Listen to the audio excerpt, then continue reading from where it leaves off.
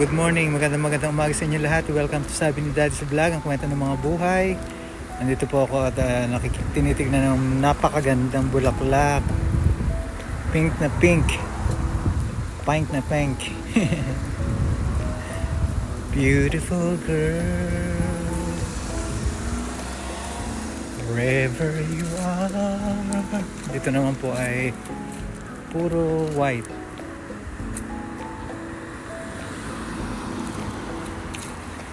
You had opened the door, I knew that I'd love again.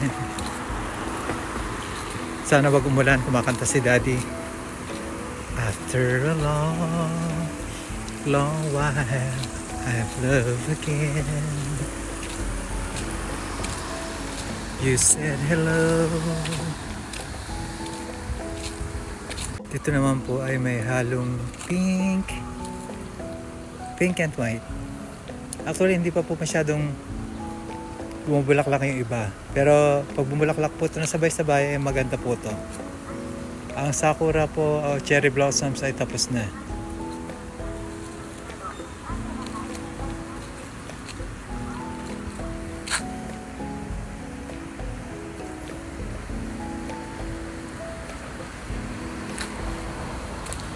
It was destiny's game when love finally came on. I rushed in line only to find that you were gone. Sarap po mag-relax kasi tama-tama lang po yung init tsaka lamig.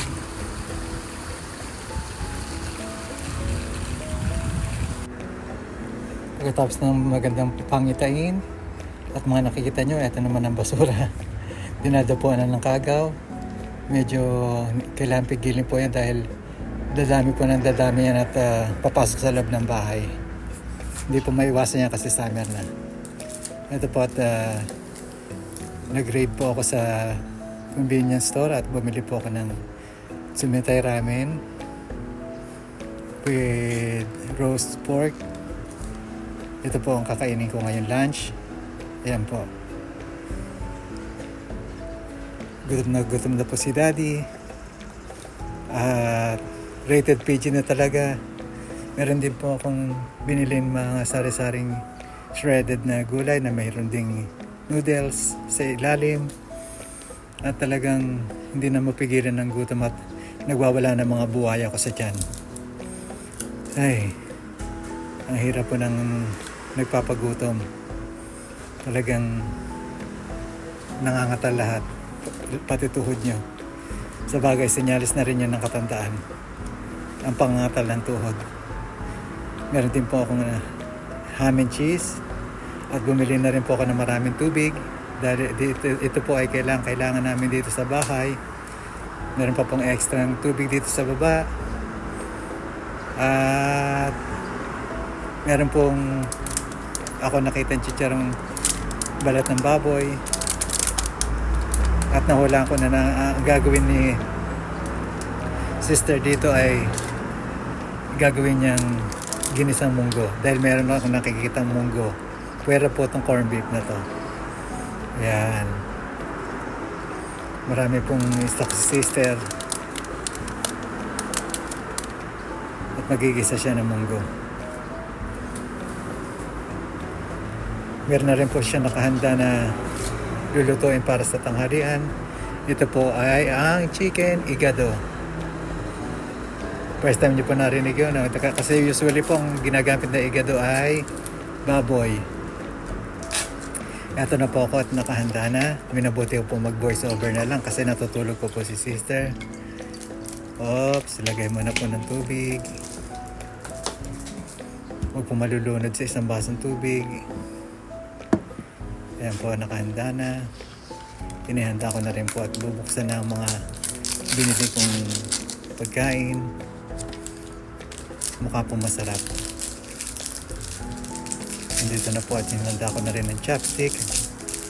Magcha-chopstick po si Daddy.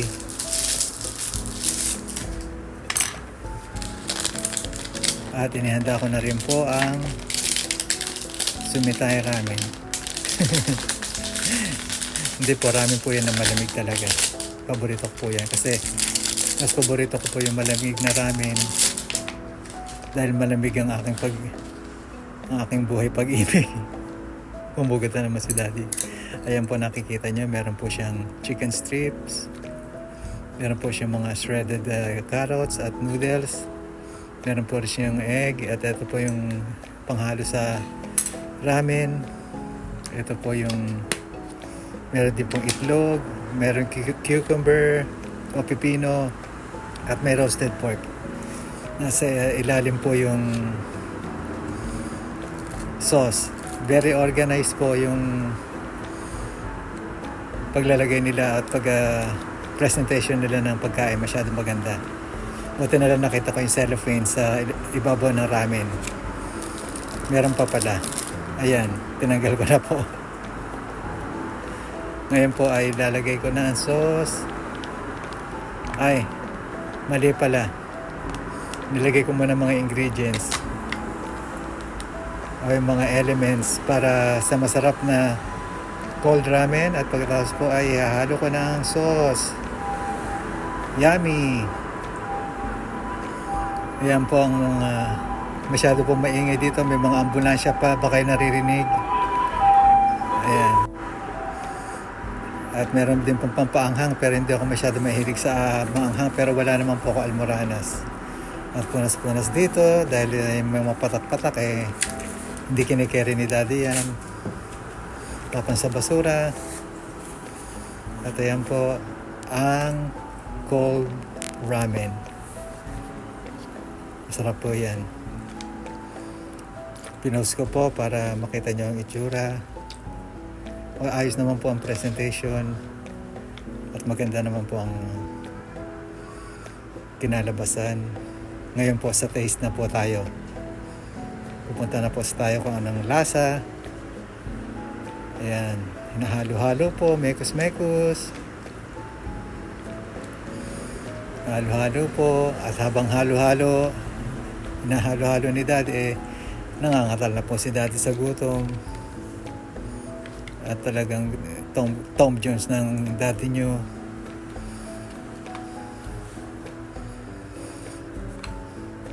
Ngayon po, ang tikiman time. Ayan po, pinakikita ko. At ang unang subo. Naku po, pagkalaki-laki ng subo, buti lang hindi nakita ang ngalangalan ni Daddy. At hindi maputol-putol ang noodles. Sinabayan pa ng isa at masarap po ang lasa.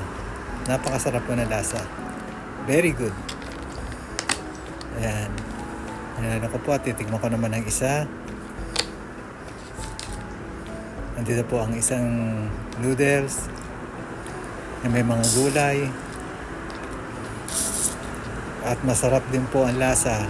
Ngayon po, sa pagtingin ko po pagtingin ko po ng dalawang binili ko sa convenience store, may pagkakapareho ang lasa maliban sa noodles na magkaiba yung texture. Pero inisip ko, kung pwede ako mag-experiment at pwede ko pagsamahin. Ayan, pinagsama ko po sila, hinalo-halo ko po. Yan. Di ba mas lalong gumanda ang presentation kahit halo-halo na. Hinalo-halo ko po siya at talagang nakakatakam dahil unang-unang beses ko pang ginawa to ang mag-experiment at tikiman time. Makikita nyo po na nag-iisip ako kung ang lasa at perfect. Masarap po ang lasa. Masarap po ang lasa ng pinag-mix ko. Naka-invento na naman ako ng imimix na pagkain mula sa convenience store. Susunod ready natin yun para bumili uli ng mga pagkain na kakaiba na masarap. Ayan po, halos walang humpay ang pagsubo ni Daddy. Walang water. Diretso na lalamunan. Gutom na kasi ako. Masarap po ang lasa at talagang kakaiba ang lasa. Subo pa. Ayos din po yung ano niya, yung dami niya. Talaga pong mabubusog na kayo. Masarap po ng lasa. Bubusog po kayo sa ganitong pagkain. Talagang pag tinatamad po kayo magluto, marami naman po nabibili sa ano. Medyo mahal nga lang po ng konti, pero meron din naman mga mura. Pag meron po kayong gusto, marami po talaga kayong ready to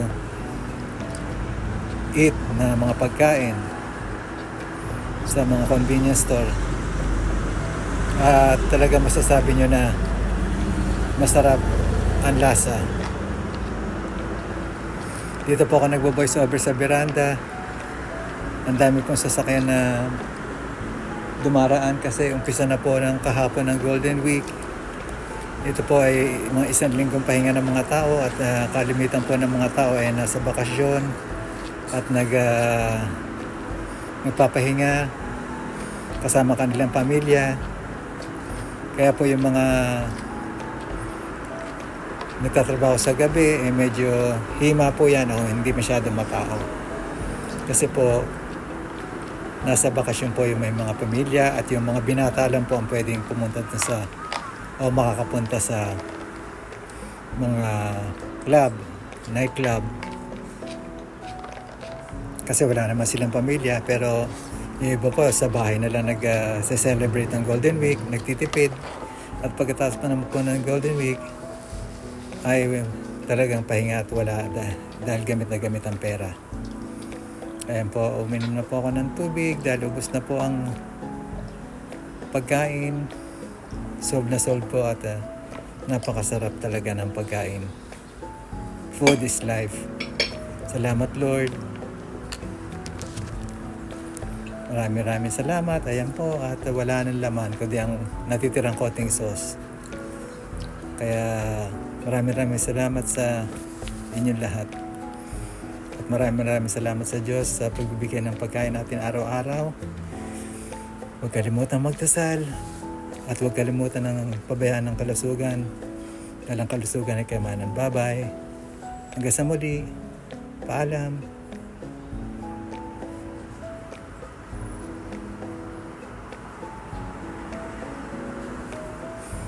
Maraming salamat po. Salamat sa pagkain, Panginoon. Ano man ito ay isang biyaya na di dapat tinatanggihan. Masarap man o hindi. Ito'y biyaya kaloob ng Diyos. Amen.